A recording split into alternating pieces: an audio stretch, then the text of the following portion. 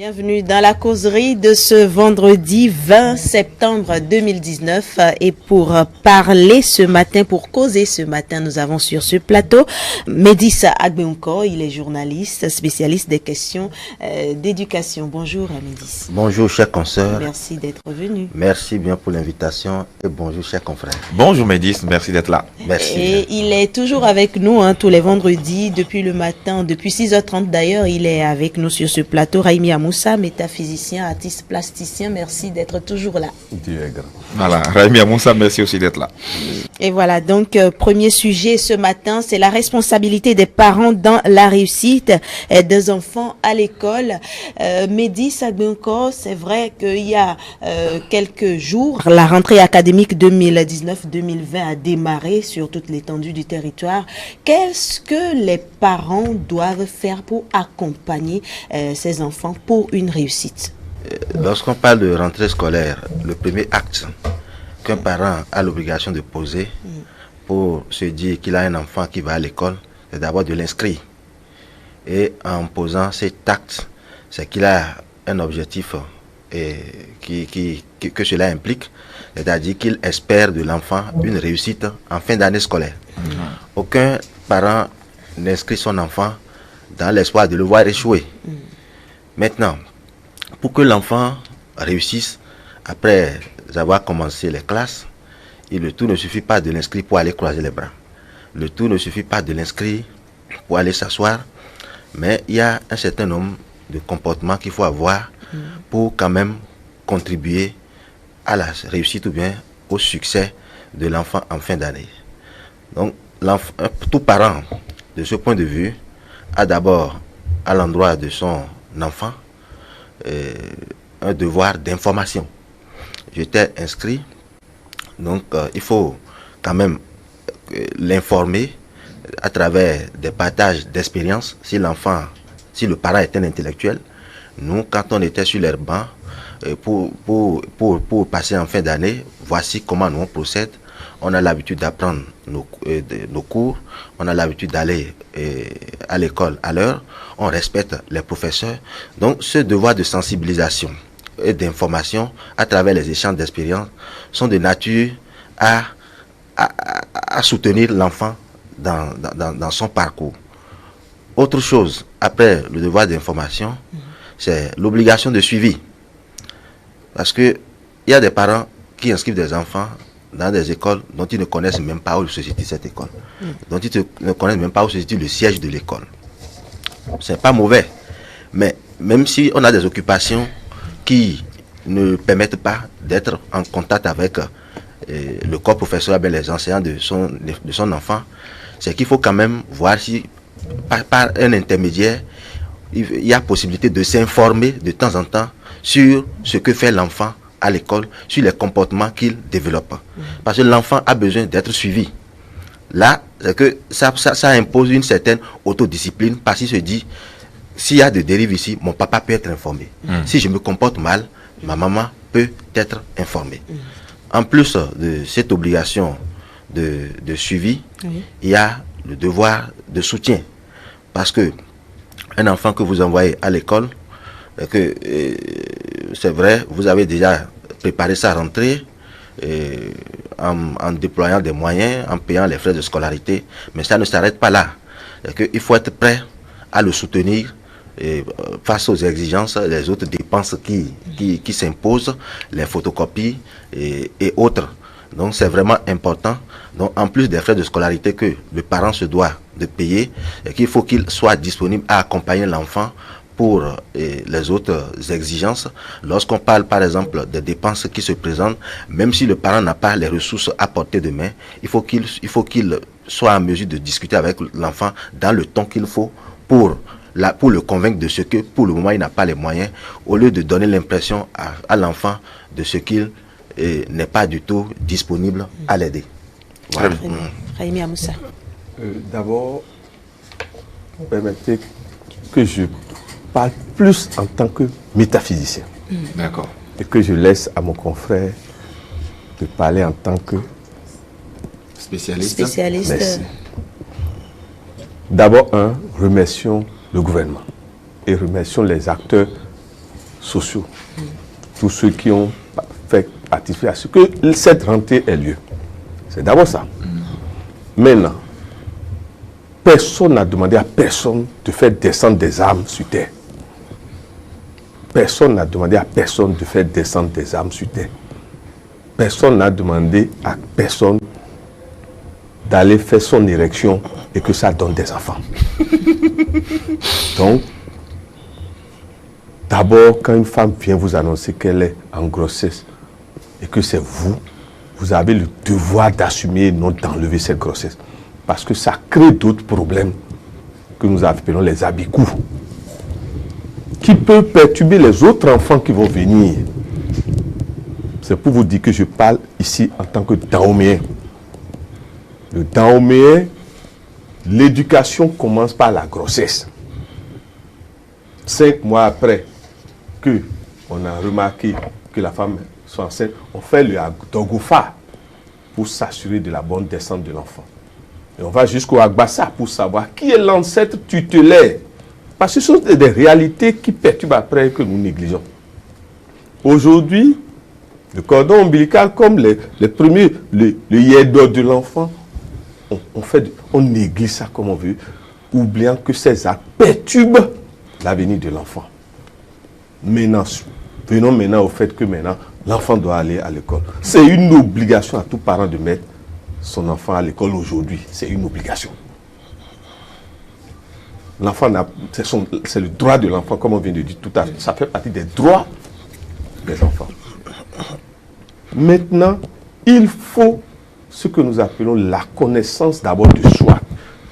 Chaque parent doit d'abord se connaître et savoir qui on l'a envoyé en tant qu'enfant. Parce que le premier temple d'initiation, c'est le foyer. Papa, maman, les enfants, qui n'ont pas les mêmes personnalités. Et donc, il faut d'abord savoir conserver chaque personnalité. Ne pas s'imposer sa personnalité à l'enfant. Sinon, vous créez ce que nous appelons une dichotomie de personnalité. Parce que la première école, c'est d'abord le foyer, la famille. Avant qu'on inscrive même l'enfant à l'école. Mais l'autre chose, il faut tenir compte du climat après avoir inscrit l'enfant. La distance que l'enfant doit parcourir. Il y a des parents cherchant, soi-disant, école de référence, font souffrir les enfants par une longue distance, en ne leur mettant même pas des moyens de transport à leur disposition. L'idéal, c'est toujours que l'école de l'enfant soit non loin de la maison. Ça assure d'abord une première sécurité.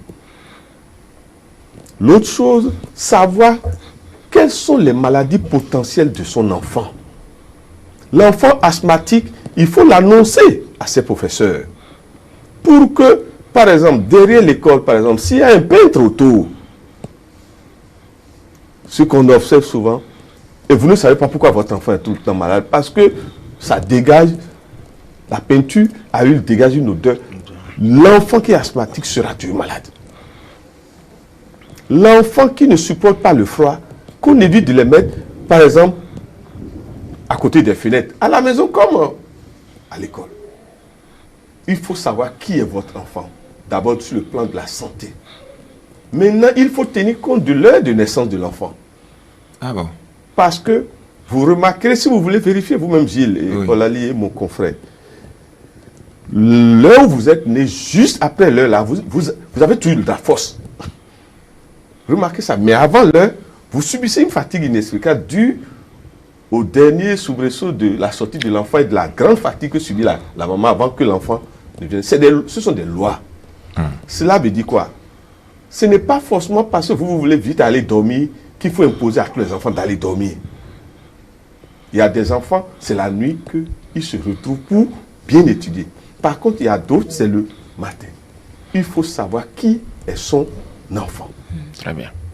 Mehdi Sagbonko, tout à l'heure vous avez mis le doigt sur le rôle prépondérant des parents dans le suivi même du cursus scolaire de leur enfant. Aujourd'hui, avec la pression de la mondialisation, avec même les pressions quotidiennes liées au travail, à la vie professionnelle, certains parents ont les moyens financiers certes, mais ils ne sont presque jamais disponibles. Comment peuvent-ils s'y prendre? Parce que rares sont les parents qui ne savent pas leur rôle. Ils le savent, mais ils sont occupés, ils ont des missions à accomplir, ainsi de suite. Comment peuvent-ils s'y prendre, même s'ils sont fonctionnaires ou pas, pour pouvoir justement trouver du temps pour leur enfant? C'est important à vous entendre, mais comment le faire? Merci bien. Je crois que la priorité dans la vie de tout être humain, c'est d'abord les enfants. Et les ressources pour lesquelles on se bat tous les jours. Et la finalité, c'est également pour s'occuper de l'éducation des enfants. C'est comme l'a dit Cicéron, le plus grand héritage qu'un père puisse laisser à ses enfants, c'est la gloire de ses belles vertus, de ses belles actions. Ce qui veut dire que, au-delà de tout, c'est que vous aurez pu capitaliser ou acquis toutes les fortunes les plus colossales de ce monde et que vous n'aurez pas pu bien assurer vos arrières en laissant des progénitures. C'est que bien éduquer, c'est que votre arrière, vous ne pouvez pas imaginer tout ce qui peut se passer. C'est dire que c'est important d'inscrire une place importante à l'éducation des enfants dans son programme de tous les jours. Il ne sert à rien de donner l'impression d'être le plus occupé tout le temps jusqu'à oublier les enfants. Aussi fonctionnaire que l'on soit, il arrive quand même des moments de repos. Il y a les week-ends qui sont là. Et puis en dehors de ça, tout fonctionnaire a droit à des périodes de congé. Donc même si on a des occupations qui ne permettent pas d'être en contact de façon fréquente avec les enfants, c'est qu'il faut toujours se donner un temps bien programmé pour discuter avec eux, chercher à comprendre comment ils étudient. Ça, c'est vraiment important parce qu'il y a des parents, comme nous sommes en train de le souligner, qui ont des enfants qui pratiquement ne les connaissent pas. Oui. Ce qui n'est pas bien. Le père est fonctionnaire, la mère est fonctionnaire, les deux partent de la maison à l'aube et ne reviennent qu'à la nuit tombante, tard la nuit. Et il n'y a que le personnel de la maison ou bien la domestique pour s'occuper des enfants tous les jours. Ce qui ne permet pas aux parents de bien connaître son enfant et à l'enfant aussi de bien connaître ses parents. Et la conséquence, c'est qu'il y a des enfants qui peuvent être en train d'évoluer dans le système scolaire, peut-être avec de brillantes moyennes, mais tout en développant des défauts que les parents ne connaissent pas. Peut-être que l'enfant, arrivé à l'école, il intègre des mauvaises compagnies, des groupes peu recommandables, où nous savons tous qu'en milieu scolaire, il y a des enfants, il y a des apprenants qui s'adonnent à la pratique de la drogue en catimini. Il arrive que de ces gens de cas soient de temps en temps interpellés. Donc à partir de là, si un enfant se retrouve dans ce groupe et qui n'est pas connu de ses parents, c'est peut-être à la longue, peut-être quand il sera à l'université, à la faveur d'un scandale ou d'un incident, qu'il aurait eu l'information, ce serait trop tard, alors qu'il a déjà commencé à pratiquer cela depuis le secondaire. Tout ça, c'est les manifestations du manque de suivi que nous sommes en train de souligner et qu'il importe vraiment d'attirer l'attention des parents sur ce devoir qui est de leur ressort. Oui. Qui est de leur ressort. Très bien. Voilà. Mais le revers de la médaille, c'est que, Rabia Moussa, lorsqu'on n'est pas fonctionnaire, il y a certaines personnes, certains parents qui n'ont jamais été à l'école, des analphabètes dans des milieux, même peu importe le milieu de toute façon, des gens non instruits qui pensent qu'ils ne sont pas instruits, pensent qu'ils n'ont aucun mot à dire dans l'évolution scolaire de leur enfant. Bon, il va, il revient, s'il apprend ou il n'apprend pas, les parents ne savent généralement pas grand-chose parce que n'étant pas instruits. Comment peuvent-ils s'y prendre, ces parents-là qui n'ont jamais mis pied à l'école, mais qui peuvent aider quand même leurs enfants parce qu'étant leur papa ou leur maman? Je suis sûr que nous sommes, si on prend toute la génération vieillissante aujourd'hui, nous avons tous eu des parents qui n'ont pas été à l'école, s'il vous plaît.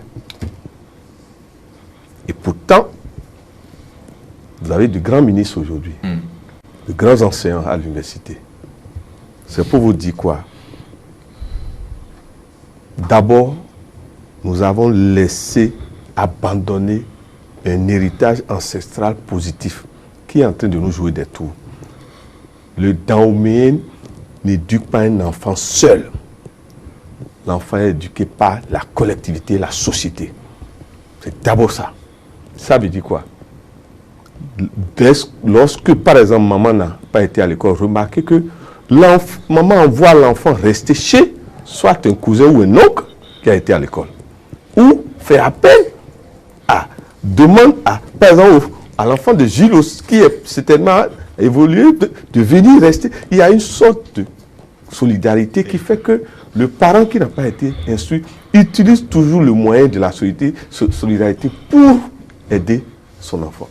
Il y a des parents, même analphabètes, lorsqu'ils sont conscients, ont contact avec simplement les enseignants. De manière à ce que, même parfois, en tout cas moi je me rappelle, ma maman faisait des cadeaux et donnait au directeur. Ça fait que l'acte simple là, fait que même l'enseignant se rappelle des parents de l'enfant. Vous verrez, dans l'ancien temps, mais les enseignants n'utilisent pratiquement pas leur salaire, s'il vous plaît. C'est des cadeaux qui venaient plein à la maison des parents qui n'ont même pas été là que pour les remercier. Aujourd'hui, un enseignant s'occupe de vos enfants, on ne lui offre même pas, alors que c'est un travail sacerdotal, comme le prêtre, comme l'imam, comme le hounon, comme on dit, comme le devin. C'est la notion de solidarité qui manque et qui fait que ces problèmes se posent. On n'a pas besoin forcément d'aller à l'école pour suivre son enfant. Le plus important, le Dahomey utilisait la psychologie pour suivre son enfant. Il fait croire même à l'enfant qu'il connaît. C'est une technique.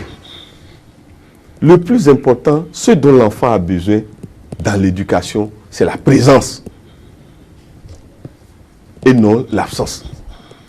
Tant que l'enfant vient voir au moins un des parents, maman ou papa, l'équilibre de l'enfant, l'équilibre de la personnalité est difficilement déséquilibré. Mais l'enfant vient, parfois il vient, il voit personne, on ne lui a rien laissé à manger. Parfois l'enfant n'a même pas la monnaie pour aller à l'école et l'enfant est obligé, c'est en chemin qu'un autre enfant.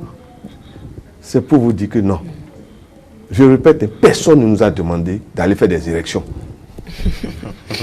Nous devons assumer, qu'on soit instruit ou pas, trouver les moyens d'accompagner nos enfants. Parce que l'honneur du nom, chez nous les Dahoméens, doit être assuré. L'honneur du nom. Et l'autre chose, c'est quoi? Nous sommes tous des suites. Gilles, aujourd'hui, tes arrière-grands-pères sont fiers de toi. S'il te plaît, on l'a lu aussi.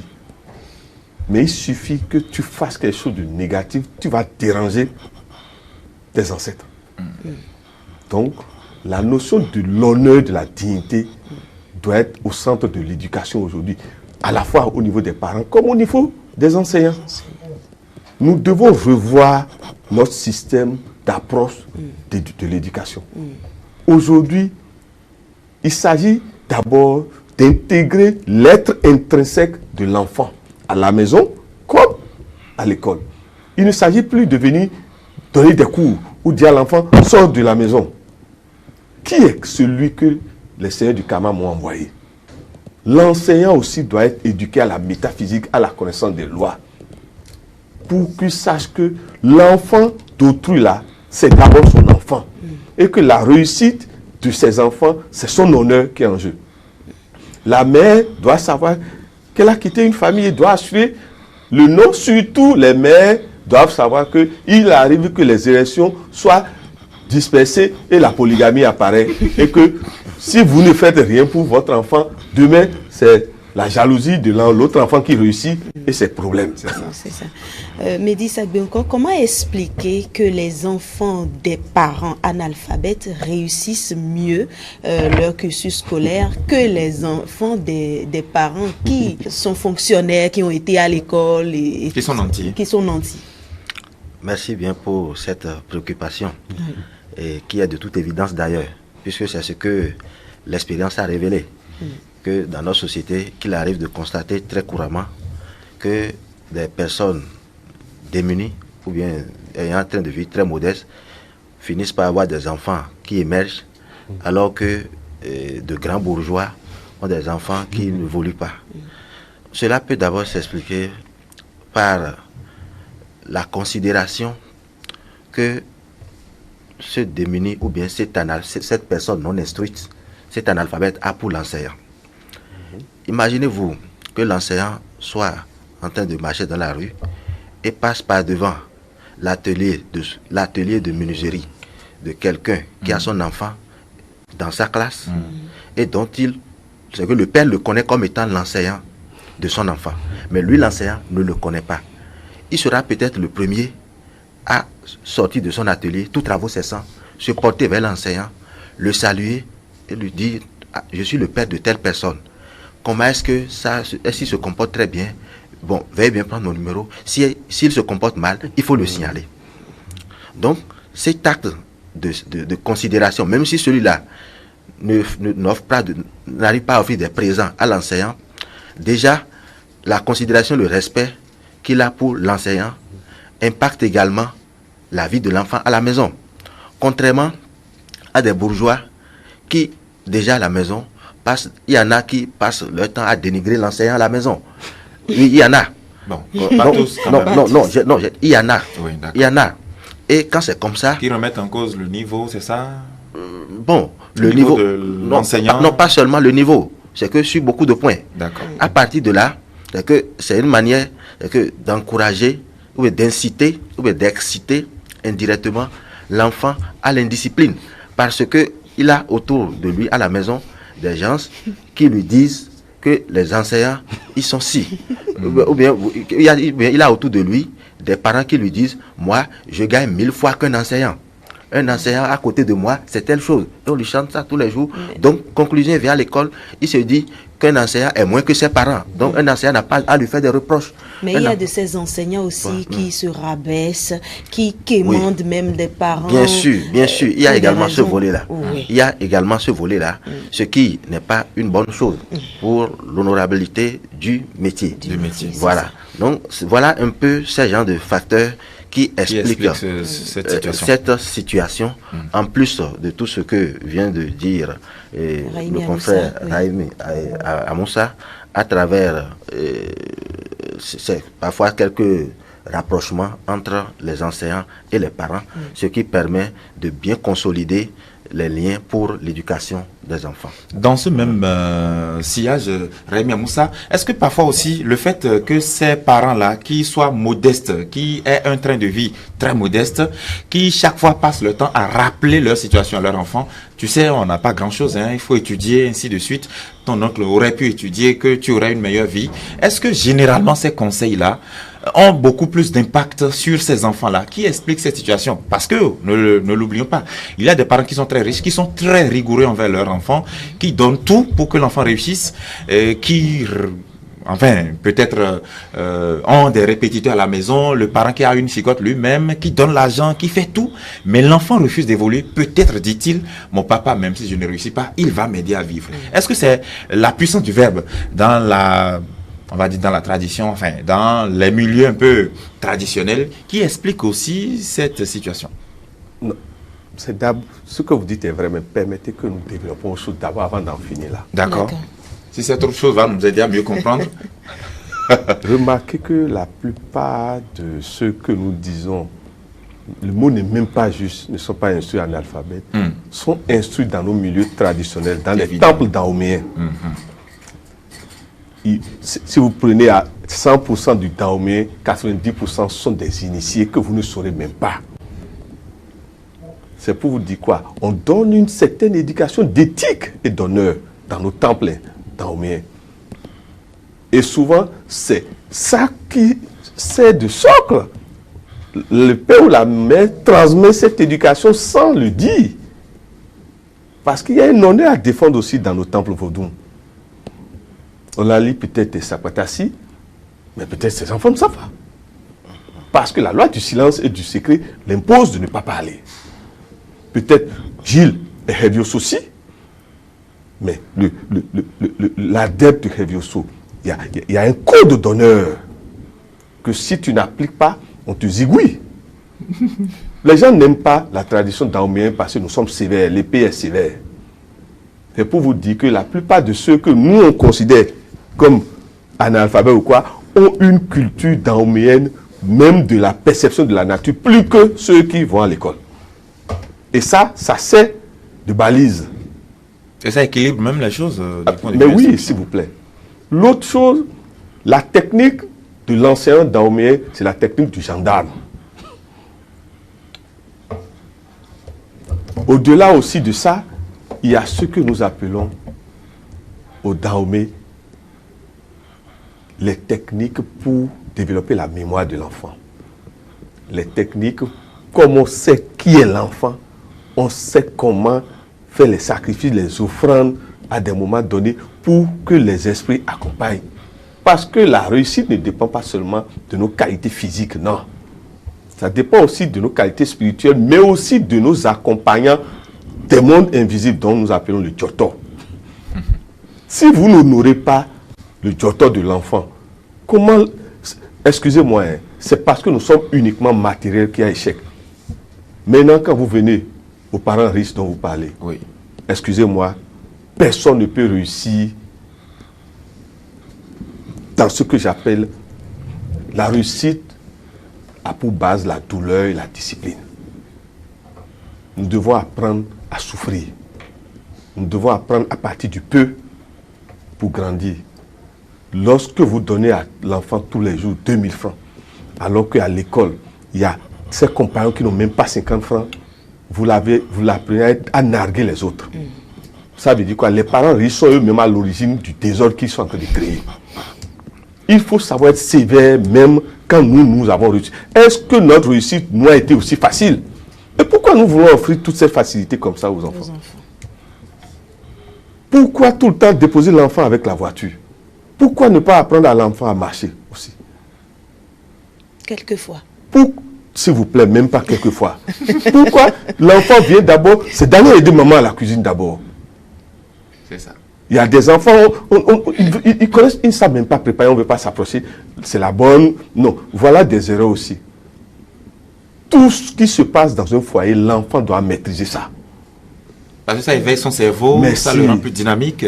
Il y a des enfants qui savent même, qui ne peuvent même pas faire omelette. Alors, et vous voulez quoi? C'est pour vous dire que la notion de richesse ou de pauvreté, ce n'est pas ça qu'il faut voir. C'est l'éthique de l'être qui compte, du parent qui compte.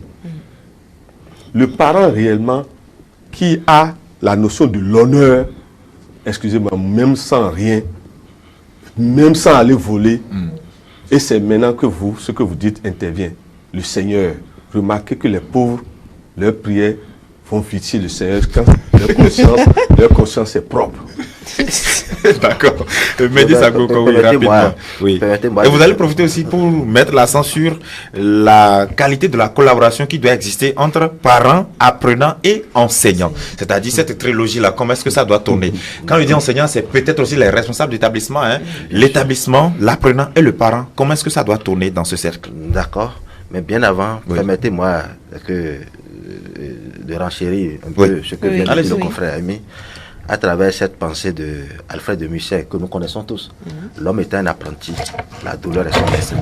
Nul ne peut se connaître tant qu'il n'a pas souffert. C'est ça. Donc ça veut dire que même si on a les moyens, il faut essayer de temps en temps de mettre l'enfant à l'épreuve.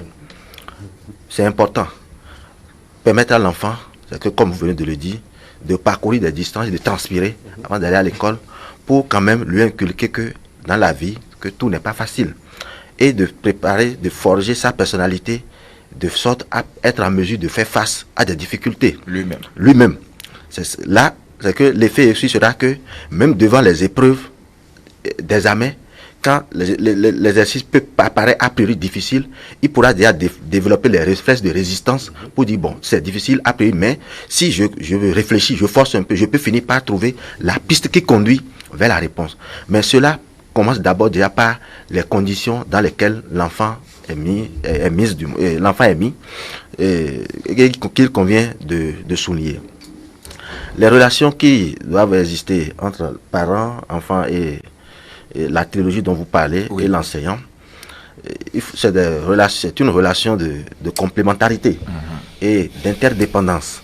Surtout que la loi intègre les parents d'élèves comme des membres de la communauté éducative, ce qui explique la création, mais l'existence des associations des parents d'élèves dans les établissements scolaires, pour dire que les parents ont un droit de regard sur la gouvernance même de l'école. C'est une instance représentative des parents pour contribuer à la décision, à la gestion de l'école, et également d'être informés des cas d'indiscipline développés par certains enfants qui ont besoin, s'il faut le passer en conseil de discipline, que les parents peuvent être informés et associés pour dire voilà ce que tel enfant a posé comme acte et tout le monde en décide. Parce qu'il y a des parents qui vont dans l'établissement et qui disent au nom de quoi on a décidé de punir son enfant. De punir son enfant. Donc quand un parent commence à tenir ce langage, il y a l'instance représentative des parents qui peut aussi intervenir pour dire ah mais non, ce que ton enfant a fait ce n'est pas juste. Nous on ne peut pas admettre ça parce que nous avons aussi nos enfants ici. On ne peut pas accepter que les vices de ton enfant fassent école ici.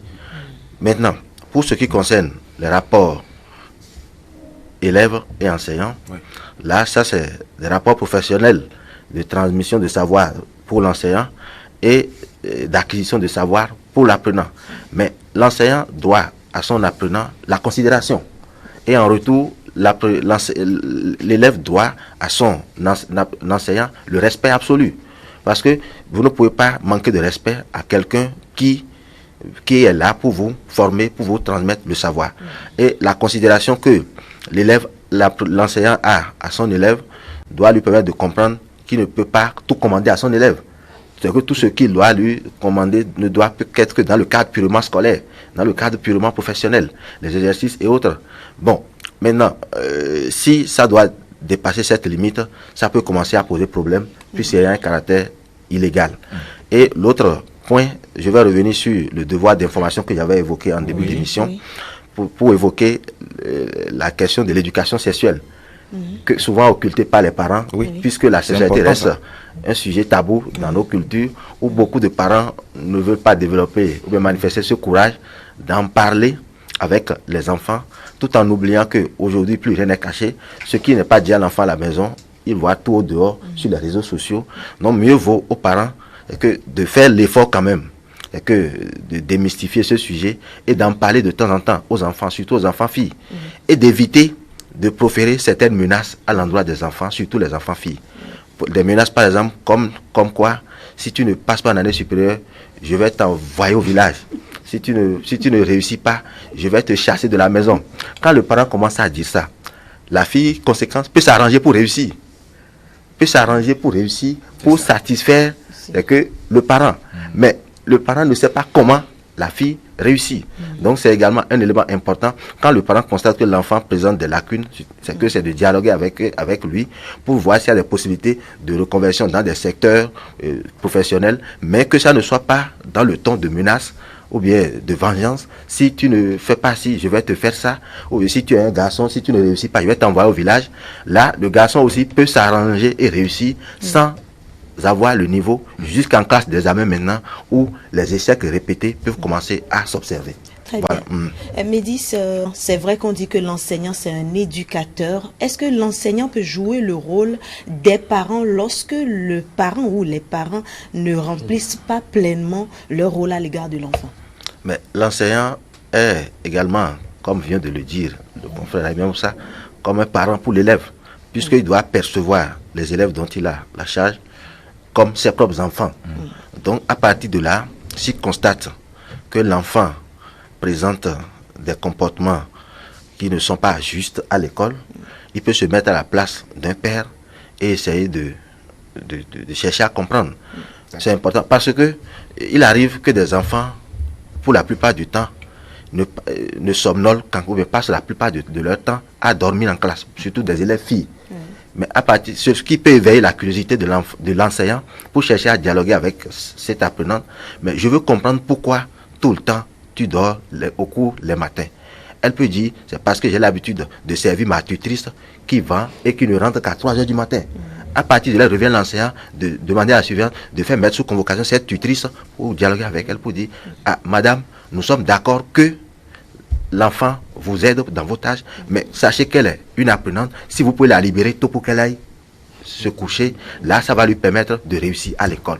Donc, c'est justement en cela que l'enseignant a également l'obligation de se comporter comme un parent en face de l'apprenant. Très bien. Raimi Amoussa, le rapport entre parents, élèves et enseignants, comment est-ce que ça devrait être?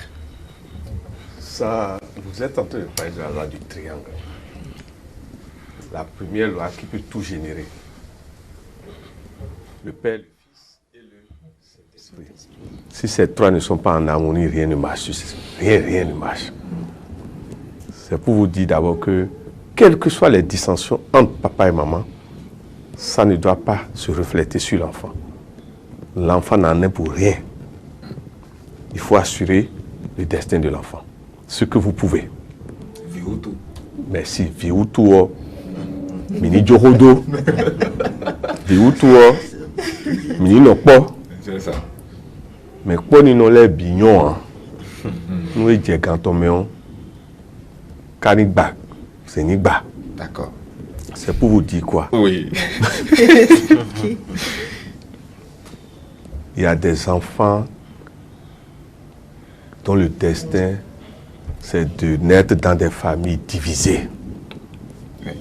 dans des familles Compliqué. Tous sont dans la loi du karma. Papa, maman, enfant. L'enfant doit prendre vite conscience que je suis né dans une famille compliquée.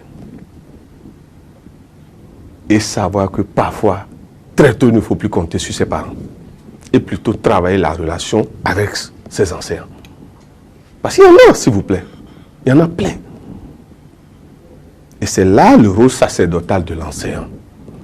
De savoir que l'enfant là, ça ne va pas du tout à la maison au niveau de ses parents. Et d'accueillir psychologiquement, de faire plus un travail psychologique sur cet enfant. De manière à ce que quand l'enfant vient, l'enfant retrouve un autre père ou une autre mère devant lui en classe. Parce que, autre chose, dans le Dahomey, les deux parents ne sortent jamais ensemble au même moment. Remarquez ça. De grands intellectuels au Bénin jusqu'à aujourd'hui, leurs femmes, ils ont ouvert soit une petite boutique à la maison, de vente de rien. Et vous allez vous demander, mais comment le papa riche comme ça là, sa femme vend? C'est une technique dahoméenne pour que la maman puisse suivre quand papa n'est pas là. Sans pour autant s'ennuyer. Merci, sans pour autant s'ennuyer. Parce que ne rien faire là, c'est aussi autre chose. Mais aujourd'hui, excusez-moi, tout le monde veut être riche dans une famille. Ce n'est pas normal. Pourquoi nous tous, nous courons à la richesse, papa et maman? Mais c'est normal, hein, quand on ne suit plus les règles et on se marie sans les lois familiales.